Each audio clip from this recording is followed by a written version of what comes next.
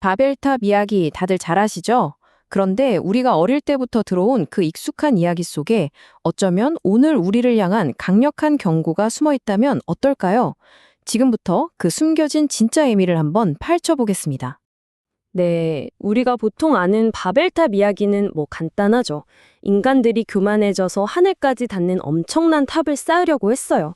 이걸 본 신이 화가 나서 언어를 막 뒤섞어 버렸고 결국 말이 안 통하게 된 사람들이 온 세상으로 흩어져 버렸다. 딱 이 정도잖아요. 근데 만약에 이 이야기가 그냥 언어가 왜 달라졌을까 하는 그런 옛날 이야기가 아니라고 한다면요.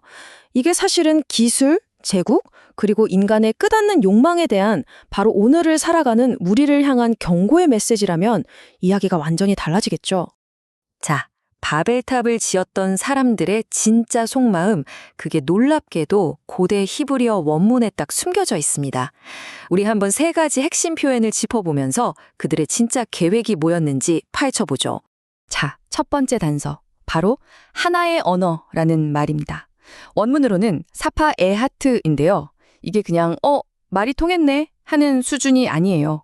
이건 마치 모든 사람에게 똑같은 생각, 똑같은 가치관, 똑같은 목표만을 강요하는 전체주의 같은 거였어요. 다양성은 싹 지워버리고 모두를 거대한 시스템의 똑같은 부품으로 만들려고 했던 아주 위험한 시도였던 거죠. 와, 두 번째 표현은요, 훨씬 더 노골적이에요. 바로 우리의 이름을 내자는 선언입니다. 나세 라누셴. 이게 무슨 뜻이냐면 신의 도움 같은 건 필요 없고 우리 인간의 힘과 기술, 우리의 업적으로 영원한 명성을 얻겠다는 거예요. 나중에 아브라함이라는 인물이 신에게서 위대한 이름을 선물로 받는 것과는 완전히 정반대죠. 하나는 스스로 쟁취하려는 교만, 다른 하나는 주어지는 은혜, 완전히 다른 길을 선택한 겁니다. 그리고 마지막, 흩어짐을 면하자. 이 말에서 그들의 진짜 속내가 드러납니다. 사실 이 거대한 프로젝트는 자신감의 표현이 아니었어요. 오히려 흩어지는 것에 대한 극심한 공포, 그러니까 신의 명령에 대한 불신에서 시작된 거였습니다. 온 땅에 퍼져서 번성하라는 그 약속을 믿지 못하고 아니야, 불안해. 그냥 우리끼리 한 곳에 똘똘 뭉쳐서 우리만의 안전한 세상을 만들자고 했던 거죠. 이건 두려움에서 비롯된 반역이었습니다. 자, 그럼 이런 어마어마한 반역 대체 뭘로 가능했던 걸까요? 그 답은 바로 당시의 최첨단 기술에 있습니다. 이제 그 기술이 뭘 상징했고 또 그 뒤에 얼마나 끔찍한 대가가 숨겨져 있었는지 한번 들여다보겠습니다. 성경을 보면요, 이 사람들이 돌 대신 벽돌을 썼다고 굳이 콕 집어서 얘기해요. 이게 그냥 하는 말이 아니에요. 돌은 신이 만든 자연 그대로의 재료를 상징하죠. 하지만 벽돌은 뭐죠? 진흙을 이겨서 불에 굽는 인간의 가공 기술을 들어간 최첨단 제품이었어요. 그러니까 이건 신이 주신 것들을 거부하고 우리 인간의 기술력으로 우리의 안전과 미래를 책임지겠다는 상징적인 선언이었던 셈입니다. 실제로 역사학자들은 이 바벨탑의 모델이 메소포타미아 지역에 있던 거대한 신전, 지구라트였을 거라고 봐요. 특히 에테메난키라는 이름의 신전이 유력한데요. 이름 뜻이 하늘과 땅의 기초가 되는 신전입니다. 정말 거창하죠?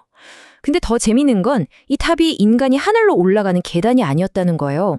오히려 신이 이 계단을 통해서 땅으로 내려오게 만드는 신을 지상으로 불러내려는 장치였습니다. 그러니까 신마저도 자기들 통제 아래 두려고 했던 정말 오만한 생각이었던 거죠. 이 프로젝트가 얼마나 비인간적이었는지를 보여주는 정말 소름 돋는 기록이 있습니다. 유대교 문헌인 탈무드에 나오는 말인데요. 벽돌 한 장이 깨져서 떨어지면 모두가 주저앉아 통곡했지만 일하던 사람이 떨어져 죽으면 아무도 신경 쓰지 않았다. 시스템과 결과물이 인간의 생명보다 더 중요해지는 이 끔찍한 가치전도. 이게 바로 바벨의 진짜 죄악이었습니다. 자, 인간들은 이렇게 비극적인 방식으로 탑을 쌓아 올렸는데 성경은 이 야망을 아주 기막힌 문학적 풍자로 비웃어 버립니다. 신의 시선에서 이들의 교만이 얼마나 우스꽝스러운지 한번 보시죠.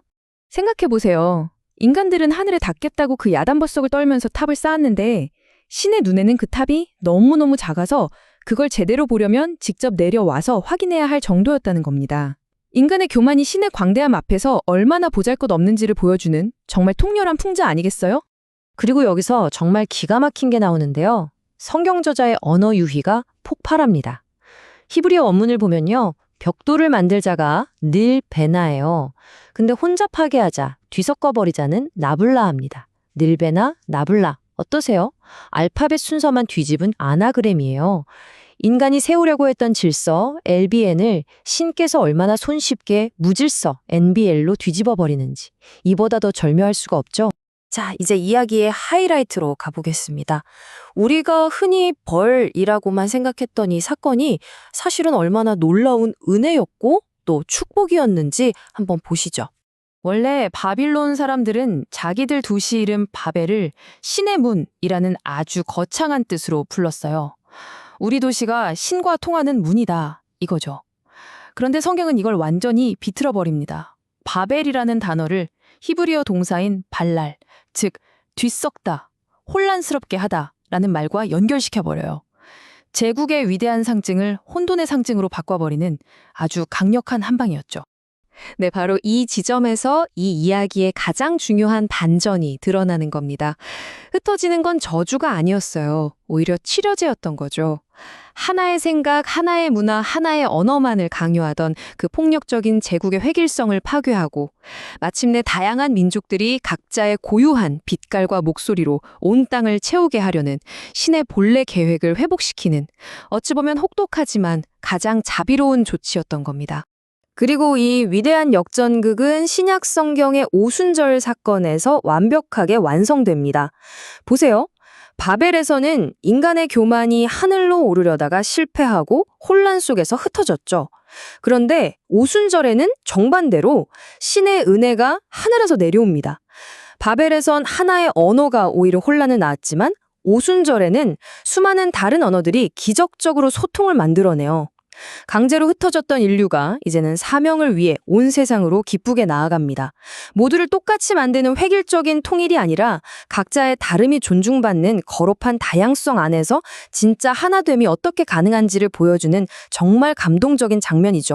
그 옛날 바벨의 기술은 벽돌과 역청이었죠. 오늘날 우리의 기술은 뭘까요?